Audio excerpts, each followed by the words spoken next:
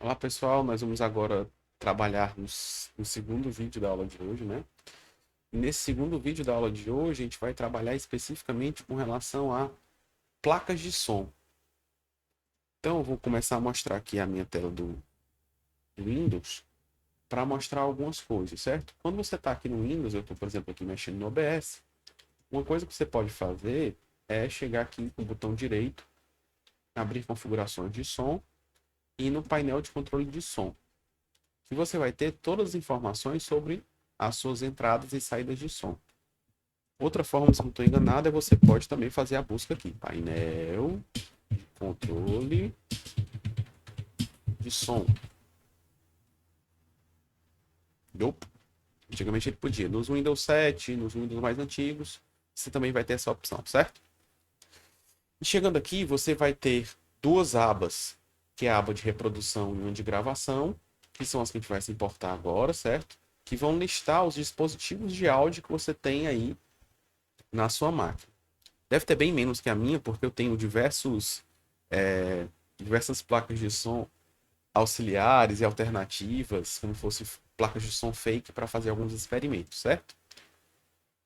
De fato, aqui eu tenho duas placas de sons plugadas na máquina. Uma é a placa de som do notebook, que está aqui na minha frente.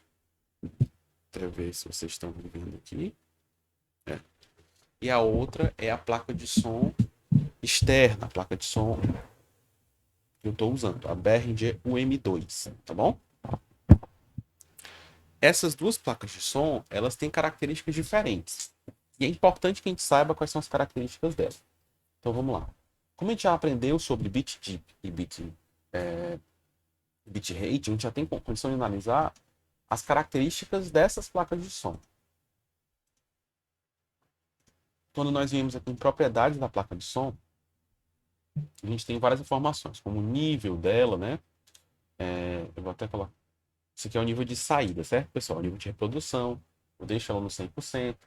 Posso ter algumas melhorias, mas isso aqui é interessante sempre deixar desligado, principalmente quando você for editar áudio, certo? Para que você não tenha. Isso aqui basicamente são equalizações, reverberações, são efeitos que são colocados. Vou deixar disable aqui. Efeitos que são colocados, que eles chamam de melhorias, só que vão trazer alterações em equalização, em reverberação, e você pode estar sendo iludido por essas equalizações aqui. Então, desligue. E a terceira coisa que é a que nos importa é com relação ao formato. Você vai ver aqui que eu tenho três formatos padrões, e esses três formatos padrões são informações de bit e de bitrate. Por exemplo, o primeiro deles, eu posso reproduzir todos os sons do Windows em 16 bits, 32.000 Hz, que vai me dar uma qualidade de rádio FM. Eu tenho uma segunda opção, que é a qualidade de CD, que é 16 bits, 44.1 Hz. E eu tenho a terceira opção, que é a qualidade de DVD, 16 bits, 44.8 Hz. A minha placa de som externa, a minha placa de som dedicada, ela só consegue chegar a esse nível, certo? 44.8, 16 bits. Manter ela aqui no máximo de qualidade que ela pode, certo? A minha placa de som interna, a minha placa de som do notebook, ela já tem mais opções. Vamos ficar com esse fundo repetido. Ela já tem um bit deep maior, ela tem 16 até 24, e também ela consegue reproduzir até 192.000 Hz. A partir de 48 Hz, você já começa a captar muitas frequências que não são nem audíveis pelo ouvido humano. Então, por conta disso, esse oversampling aqui, ó, que existe do 48, 96, 192, são bons, mas muito mais para processamentos de áudio. Por que eu digo isso? Por que eu estou dizendo isso? Esses processamentos de áudio são o seguinte: você consegue manipular melhor as informações, porque você tem mais pontinhos desenhados, né? Você tem uma amostragem maior. Então, qualquer processamento de áudio que eu faça com esse som que está sendo reproduzido, no caso aqui, né? Eu consigo fazer com que ele tenha mais pontos para trabalhar. Vantagem e desvantagem disso. Vou dar um exemplo. Se eu estiver utilizando um equalizador, um compressor, um filtro de efeito, qualquer coisa do tipo, quão maior o bit deep, o bit length, né? O bit rate, o bit deep, quão maior a amostragem, a quantização do som, mais informação o processador vai ter que trabalhar. Se eu colocar aqui nesse nível, o meu processador vai ter que trabalhar mais para conseguir reproduzir o áudio. Então é interessante eu manter ele, eu gosto de manter ele em qualidade de estúdio, 24 bits 48 para reprodução e estou satisfeito. Isso aqui são as configurações de SO, certo? Então, no Mac você também vai ter essas informações, no Linux você vai ter essas informações, nos próprios celulares você vai ter essas informações. Dando sequência, aqui são as informações que eu considero mais importantes ainda, que são as informações com relação à entrada, gravação. As minhas duas placas de som, elas têm saídas estéreo, né?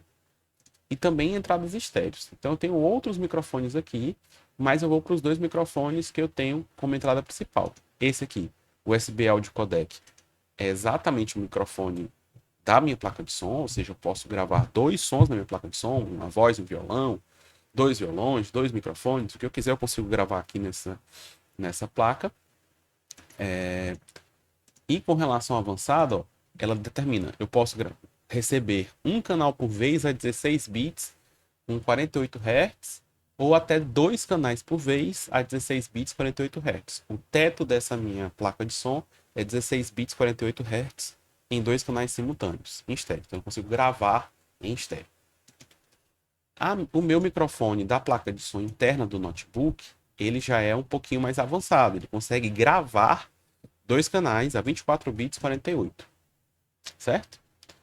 Se eu for gravar com o microfone aqui do notebook que está na minha frente, eu consigo gravar até com essa qualidade.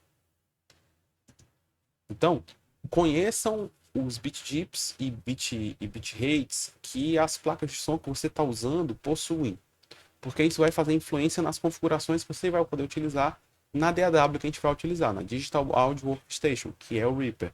Mas também vai fazer, toda a diferença com relação a saber no celular, qual é a característica que ele tem, em todas as outras plataformas que você precisar tirar um som de um lugar e levar para outro, essas informações vão ser importantes. Então, saber quais são os limites da sua placa de som é uma informação que você precisa ter, tá bom?